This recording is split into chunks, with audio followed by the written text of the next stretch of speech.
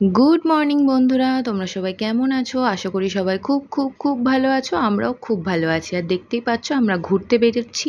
তো যাচ্ছি কোথায় অবশ্যই তোমাদের সাথে তো অবশ্যই শেয়ার করব। আর দেখতেই পাচ্ছ প্যাকিং শ্যাকিং করে গাড়িতে উঠে পড়েছি দুজন মিলে। আর হাওড়া ব্রিজের ওপর দিয়ে যাচ্ছি, কারণ আমাদের ডেস্টিনেশনটা ছিল হাওড়া স্টেশন। স্টেশনে আসতেই দেখছি ট্রেন এসে গেছে, আমাদের উঠে পড়তে হবে। দেখতেই পাচ্ছ সবাই উঠে যাচ্ছে। আর এটা ছিল হাওড়া টু দীঘা। তো আমরা যাচ্ছিলাম দীঘায় ঘুরতে মাত্র 1-2 দিনের জন্য। তো সমস্তটাই তোমাদের সাথে শেয়ার করব। তোমাদের কেমন লাগলো অবশ্যই কমেন্টে জানাবে। আর রিমির রূপকথা চ্যানেলকে ভোলোনি তো তোমরা? তোমাদের কাছে অনেকটাই ক্ষমা প্রার্থী আমি, কারণ অনেক দিন বিগত প্রায় 2 মাস পর আমি ভিডিও আপলোড করছি। কিছু পারিবারিক সমস্যা ওঠানামার কারণে আমি ভিডিও আপলোড করতে পারিনি। আর দেখতেই পারলে আমরা কিন্তু সিটে বসেও পড়েছি। আর আমাদের সিটটা ছিল একদম মিডিলে। কোচের যে মিডল সিট সেখানে একটা টেবিল থাকে, তো ওরকম সিটই আমরা পেয়েছিলাম, যেহেতু চেয়ার কাটে আমাদের বুকিং ছিল।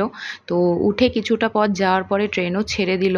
ছাড়ার পর কিছুটা রাস্তা যাওয়ার পর একটু খিদে পেয়েছে। আর আমরা ট্রেনে ওঠার আগেই কিন্তু স্টেশন থেকে যে ক্যান্টিনগুলো থাকে ওখান থেকে আমরা কিছু ব্রেকফাস্ট কালেক্ট করে নিয়েছিলাম খাওয়ার জন্য। তো সেটাই খেতে খেতে গান শুনতে শুনতে সুন্দর মনোরম দৃশ্য দেখতে দেখতে কিন্তু আমরা দীঘার পথে রওনা দিয়েছি। তো দেখতে দেখতে দীঘা পৌঁছেও গেলাম। টুকটাক প্রচুর খাবার খেয়ে আমাদের মোটামুটি ব্রেকফাস্ট হয়ে গেছিলো ট্রেনের খাবারেই। তো নেমেই দেখতে পাচ্ছ আমরা হাঁটছি, যাব এবার হোটেলের দিকে। হোটেলও আমাদের বুকিং করাই ছিল। আর আজকে আমরা দুজন একা কিন্তু ঘুরবো না, ঘুরবো আমাদের বন্ধুদের সাথে। বন্ধুরা কিন্তু অলরেডি এসে পৌঁছে গেছে। আর এটা হচ্ছে দীঘার জগন্নাথ মন্দির। তোমরা কে কে দেখেছো জানিও। দেখতেই পাচ্ছ হোটেলের রুমে চলে এসেছি, ফ্রেশ এনাফ হয়ে রেডি শেডি হয়ে একদম ফ্রেশ হয়ে গেছি।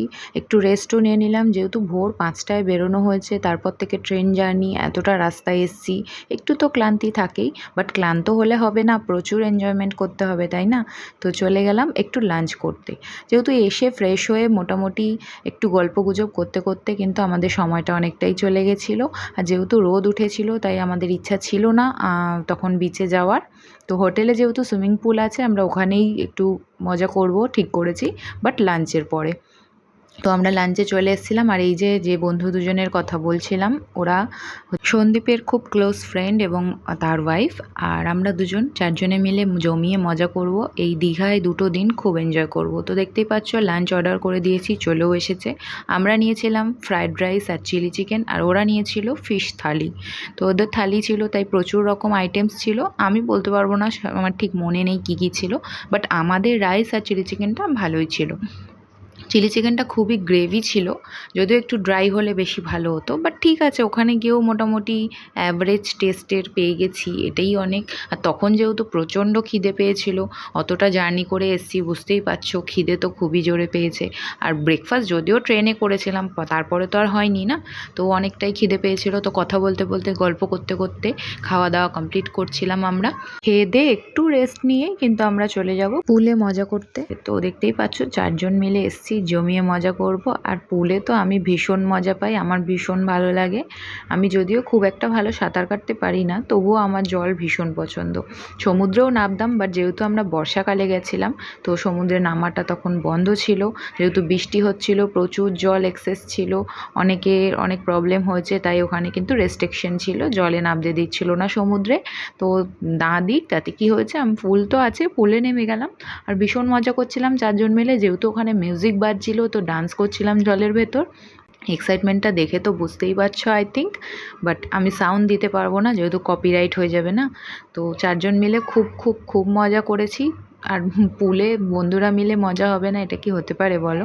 তো যাই হোক, এসে ঘুমিয়ে টুমিয়ে তারপরে কিন্তু আমরা আবার রেডি টেডি হয়ে সন্ধ্যাবেলা বেরিয়ে পড়েছিলাম। যেহেতু পুল থেকে এসে ভীষণ ক্লান্ত ছিলাম, একটু ঘুমিয়ে পড়েছিলাম, তো উঠতে দেরি হয়ে গেছে। তারপর আমরা রেডি টেডি হয়ে সবাই মিলে বেরিয়ে পড়েছিলাম। ফার্স্টেই বিচের দিকে গেছিলাম, অন্ধকার ছিল তাই খুব একটা ক্লিপ আমি নিইনি। তারপরে চলে এসেছিলাম আমরা ডিনার করতে একটা রেস্টুরেন্টে। ওখানে এসেই আমরা অর্ডার করেছিলাম, আমরা করেছিলাম বাটার নান আর তন্দুরি রুটি, আর ওরা করেছিল রুমালি রুটি আর মাটন। আমাদের ছিল চিকেন। তো বেশ ভালো ছিল চিকেনটা, আমরা মাটনটা প্রেফার করছিলাম না, সারাদিন এত রিচ খাওয়া হয়েছে বলে। বাট ওরা মাটন নিয়েছিল, দুটোই বেশ টেস্টি ছিল। আজকের ডিনারটা সার্ভ করছিল সন্দীপ, যেহেতু প্রত্যেক দিন বাড়িতে তো আমি সার্ভ করে থাকি খাবারটা, তো আজকে না হয় ওই করলো, একটু স্পেশাল ফিল হলো ঘুরতে গিয়ে। তো যাই হোক, চলো ডিনারটা করে নেওয়া যাক। আর ডিনার করে সোজা যাব হোটেলে ঘুমাতে, যেহেতু প্রচণ্ড ঘুম পেয়েছে। তো গুড মর্নিং আবারও, কারণ ঘুম থেকে উঠে ফ্রেশ হয়ে আজকেই যেহেতু আমাদের হোটেল ছাড়তে হবে, একদম প্যাকিং করে নিয়েছি। বলেইছিলাম 2-1 দিনের জন্য ঘুরতে এসেছি, তো একদিনেরই হোটেল বুকিং ছিল। আজকে ওই দুপুরবেলা পর্যন্ত থেকে আমরা কিন্তু আবার রিটার্ন করব। তো স্নান টান করে একদম ফ্রেশ হয়ে রেডি হয়ে গেছি আমরা 4 জনেই।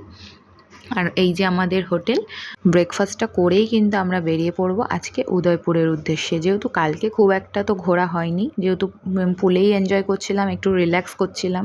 যেহেতু এই প্রত্যেক দিনের হেক্টিক শিডিউলের মধ্যে একটু রিল্যাক্সেশন খুবই প্রয়োজন। তো ঘুরতে এসে খুব হেক্টিকভাবে আমরা ঘুরি না, একটু রিল্যাক্স করি আর হালকা ফুলকা যেটুকু ঘোরা যায় ঘুরি। তো একটা টোটোয় উঠে পড়েছিলাম আমরা 4 জনেই, চলে গেলাম উদয়পুরে। তো উদয়পুরে গিয়েই দেখতে পাচ্ছ বেশ ভিড় ছিল ওখানে। যেহেতু ওখানে ওরকম কোনো রেস্ট্রিকশান নেই যে জলে নামতে দেবে না বা কিছু, তো এখানে বেশ ভালো ছিল, বেশ সুন্দর লোকে নামছিলো। বাট খুব বেশি নয়, যেহেতু দীঘা, নিউ দীঘা, ওল্ড দীঘায় অনেক বেশি লোক থাকে, এখানে একটু হালকাই ছিল। বাট এখানে বুঝতেই পারছো কারা যায়, একটু মজা করতেই যায় সবাই, একটু ব্যাচেলার্সরাই যায় বেশিরভাগ। আর দেখতেই পাচ্ছ কত সুন্দর টেন্ট করে করে সুন্দরভাবে পার্টি করছে সবাই। ওখানে মিউজিক বাজছিল, সুন্দরভাবে এনজয়মেন্ট করা যায়। আগে আমরা গেছি, তো আমরা জানি, যারা যারা গেছো তারা তো অবশ্যই জানো, আর নতুন করে বলতে হবে না। আর আমরাও খুব মজা করছিলাম, দেখতেই পাচ্ছ। সকাল সকাল বেশ সুন্দর লাগছিল সমুদ্রের পাড়ে বসে, পাথরের ওপর বসেছিলাম আমরা দুজন অনেকক্ষণ, তো বেশ ভালো লাগছিল।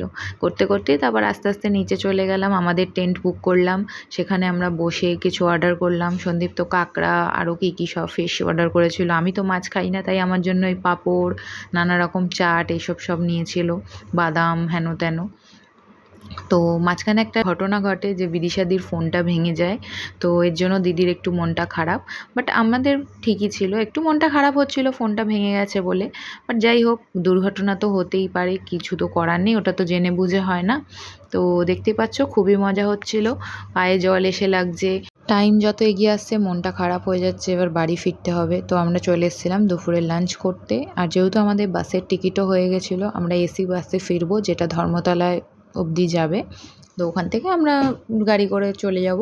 তো এই ভরপেট রেস্টুরেন্টটাতে আমরা আগেও 2বার এসেছিলাম, 2বারেই খেয়েছি লাঞ্চ, ভীষণ ভালো থাকে। এখানে বেশ কাঁসার থালায় সার্ভ করা হয়। আর আমরা আজকে নিয়েছিলাম যে স্টিম রাইস আর মাটন। তো বাসেও উঠে পড়েছি, দেখতেই পাচ্ছ বাস ছেড়ে দিয়েছে। তো আজকের মতো টাটা। কেমন লাগলো আমাদের ট্যুরটা একদিনের জন্য অবশ্যই জানিও, ভালো লাগলে লাইক কমেন্ট শেয়ার করো। বাই।